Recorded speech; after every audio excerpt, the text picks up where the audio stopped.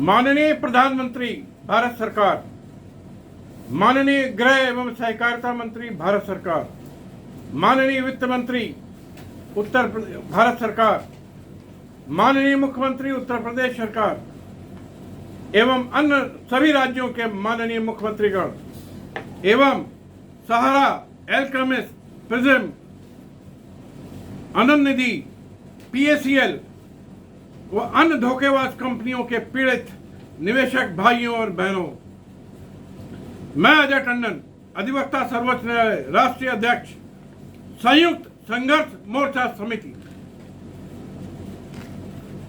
भाइयों, ये वीडियो विशेषकर मैं आने वाली 5, 6 और 7 तारीख को दिल्ली के जंतर मंतर में आयोजित अन्न जल त्याग कर आमरण अनशन हेतु अपलोड कर रहा हूं। और इस पूरे कार्यक्रम में मेरे 2 बड़े साथी हैं, यूं तो सारे साथी हैं, लेकिन 2 बड़े साथी हैं। माननीय श्री उभय देव शुक्ला, जो एक बहुत संघर्षशील और बहुत लगन के साथ पूरे देश में इस कार्यक्रम के लिए मेहनत कर रहे हैं, और दूसरे हैं माननीय नीरज शर्मा जी, जो कि 24 घंटे अपने वीडियो, अपने चैनल के द्वारा एक कर्मयोगी की भांति दोनों लोग मेहनत कर रहे हैं, और मैं उनके बड़े भाई की हैसियत से जो भी मार्गदर्शन दे सकता हूं दे रहा हूं। भाइयों और बहनों, भारत के संविधान के अनुच्छेद 21 भारत के 135 करोड़ निवासियों को सर्वोच्च मूलभूत अधिकार प्रदान करता है।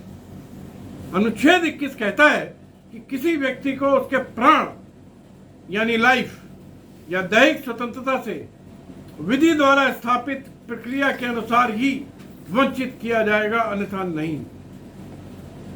सर्वोच्च न्यायालय द्वारा मोहम्मद शकूर अली AIR 2011 पेज 1222 में इस अनुच्छेद को मूल अधिकारों की हृदय और आत्मा कहा गया है। अब सोचिए कितना महत्वपूर्ण मूल अधिकार है हृदय और आत्मा संविधान का। सर्वोच्च न्यायालय ने फ्रांसिस कोराली AIR 1981 753 में स्पष्ट कहा कि प्राणों के अधिकार का अर्थ जानवरों की तरह जिंदा रहना नहीं है, बल्कि इंसानों का गर्मा के साथ जिंदा रहना, उनकी मूलभूत जरूरतें जैसे कि भोजन, घर, शिक्षा, इलाज, बच्चों की शादी, घर का खर्चा, बिजली इत्यादि की पूर्ति सम्मान के साथ हो, सम्मान के साथ हो। और यदि ऐसा नहीं है तो ऐसे व्यक्ति की प्राणों की रक्षा नहीं हो रही है, ऐसा माना जाना चाहिए। यदि किसी व्यक्ति का, भाइयों, सारा संचित धन देश भर की लॉ एंड ऑर्डर की हत्या करके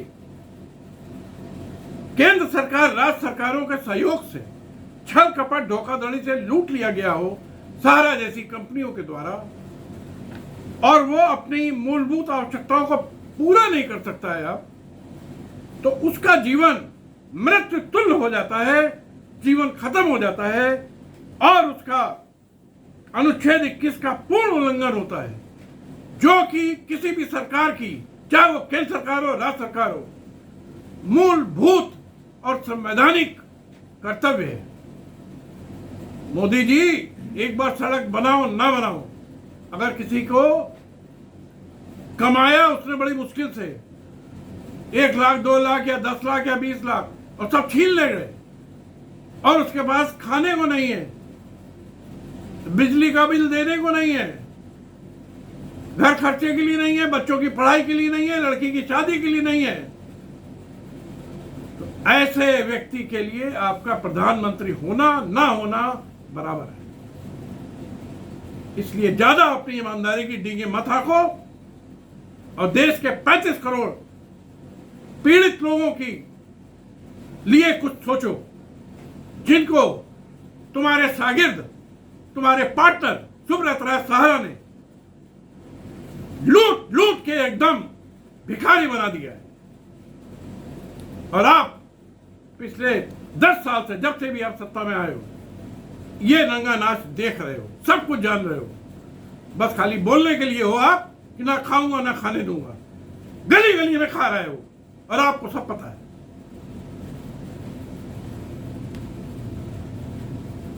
फ्रॉड एवं धोखाधड़ी, धोखेबाज सहारा समूह एवं अन्य धोखेबाज कंपनियां धोखाधड़ी करके भारत के 35 करोड़ गरीबों की जीवन भर की कमाई फर्जी आश्वासन देकर ले ली गई, जिनकी मैच्योरिटी की अवधि 10-10 साल बीतने पर भी वापस नहीं की गई।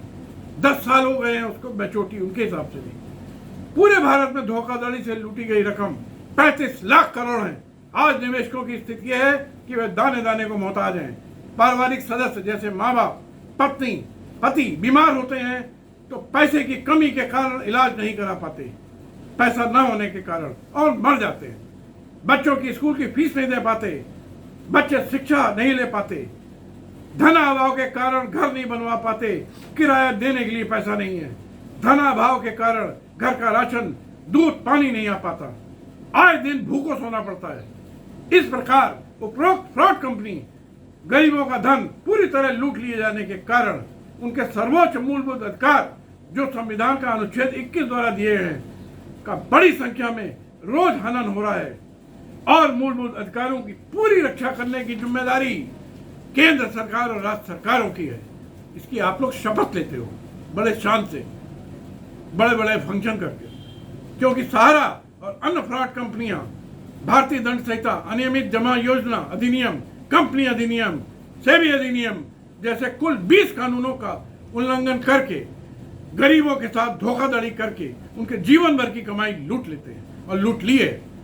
अतः अब सभी सरकारों का ये विधिक, नैतिक और राजनीतिक दायित्व है कि सरकारें अनुच्छेद 21 द्वारा प्रदत्त मूलभूत अधिकारों की रक्षा करें और भारत की पुलिस, जिलाधिकारी, मंडलायुक्त, पुलिस महानिदेशक, प्रमुख सचिव, मुख्य सचिव, मुख्यमंत्रियों को निर्देशित करें कि वे उपरोक्त को कानूनों के अंतर्गत कानूनों का पालन कराते हुए गरीबों का जमा धन मैं ब्याज के दिलवाएं।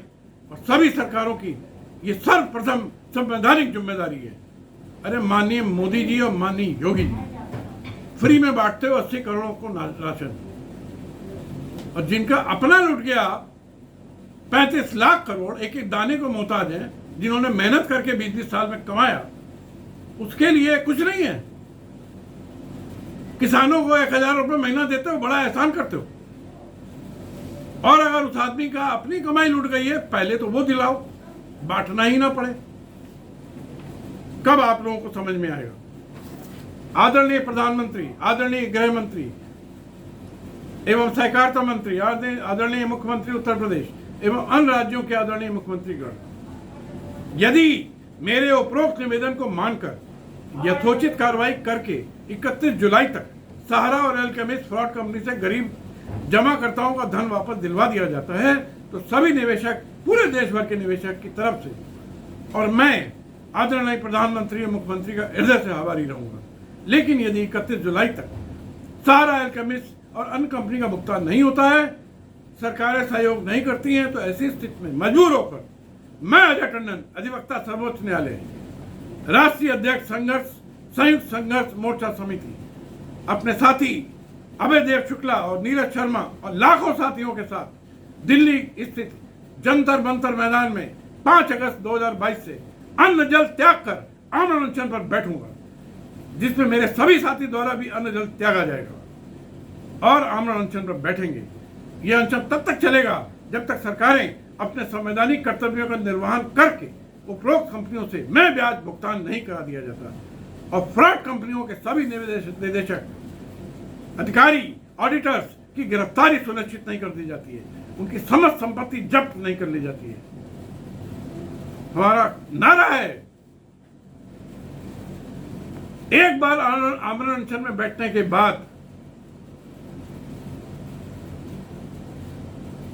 या तो भुगतान लेकर उठेंगे या मरकर उठेंगे। आदरणीय मोदी जी, ध्यान से सुन लीजिए। अपने वीडियो की लिखित प्रति मैं लोकसभा, राज्यसभा के सभी सांसदों, दिल्ली, यूपी, पश्चिम बंगाल, बिहार, जहां ज्यादा लूट हुई है, उसके सभी विधायकों को, प्रधानमंत्री सहित सभी मंत्रियों को, सभी राज्यों के मुख्यमंत्री को भेज रहा हूं, सभी पुलिस कमिश्नर को भेज रहा हूं। इसलिए वहां पर मेरे लिए इंतजाम पूरा बढ़िया कराइएगा। आशा करता हूं आदरणीय प्रधानमंत्री और मुख्यमंत्री समेत सभी मंत्रीगण, सांसद, विधायक अपना अपना संवैधानिक कर्तव्य निभाएंगे एवं भारत के नागरिकों को प्रदत्त अनुच्छेद 21 के अंतर्गत सर्वोच्च मूलभूत अधिकारों से रक्षा कराएंगे। ये मेरा अनशन देश के 50 करोड़ लोगों की मूलभूत अधिकारों की रक्षा के लिए होगा। धन्यवाद। जय हिंद, जय भारत।